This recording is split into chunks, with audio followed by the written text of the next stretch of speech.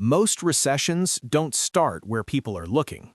They don't begin with stock market crashes, breaking news alerts, or panic on social media.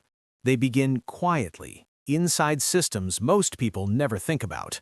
One of those systems is the U.S. Treasury market. Trillions of dollars move through it every day.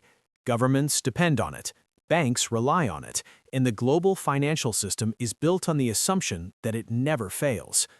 Welcome to the finance mysteries, where money, power, and history collide, and nothing is ever simple as it looks. So today, we're going to explore a serious question. What if the next recession doesn't start with stocks, but with stress inside U.S. Treasuries? Why Treasuries matter more than stocks? When people hear markets, they think of stocks, but stocks are not the foundation of the system. Treasuries are. U.S. Treasury bonds are considered the safest asset in the world. They're used as collateral for loans. They're parked in pensions, banks, insurance funds, and central banks. In simple terms, if Treasuries wobble, everything else feels it. They determine interest rates, mortgage costs, government borrowing, global liquidity. A recession doesn't need panic, it just needs tightening pressure in the wrong place. The U.S. government now carries historic levels of debt. This alone doesn't cause a recession. The real issue is refinancing that debt. Every year, trillions of dollars in treasuries mature. Old bonds must be replaced with new ones, often at higher interest rates. That means higher interest payments, more bonds issued, more supply hitting the market. At some point, demand must keep up. If it doesn't, yields rise. And rising yields tighten the entire economy. For decades, there were reliable buyers: foreign governments, U.S. banks, the Federal Reserve. But conditions are changing. Foreign buyers are more cautious, banks are already heavily exposed, and the Federal Reserve is no longer aggressively buying bonds like it did during crises. That leaves the market with a quiet question: what happens if Treasuries need buyers and buyers hesitate?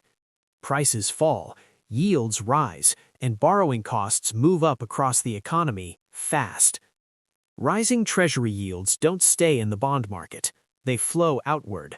Mortgages become more expensive, business loans tighten, government spending gets squeezed, corporate refinancing becomes harder. Companies delay hiring, consumers pull back, growth slows, not suddenly, but steadily. Recessions rarely begin with collapse. They begin with pressure. Financial systems run on liquidity, the ability to move money easily. Treasuries are used as collateral everywhere: repo markets, bank funding, hedge fund leverage. If Treasury prices swing too violently, liquidity dries up, not because money disappears, but because trust does. Institutions stop lending freely, they demand higher margins, they protect themselves. And when liquidity tightens, economies slow.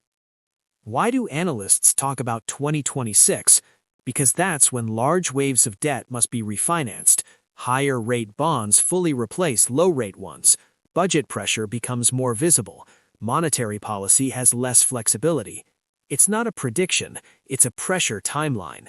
Recessions happen when multiple stresses align. Treasuries could be one of those stress points. If this scenario unfolds, it won't look dramatic at first. You won't hear Treasury crisis on the news.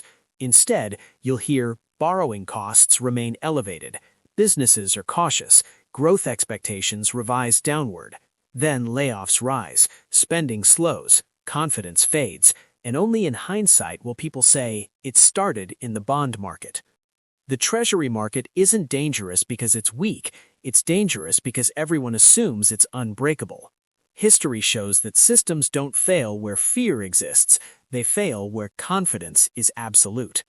Whether 2026 brings a recession or not, the lesson is clear. To understand the future, don't watch the noise, watch the foundations. If this video helped you see the economy differently, support it so more people can find it. Subscribe for deeper breakdowns of the systems shaping our world. And leave a comment. Do you think the next recession will start quietly or all at once?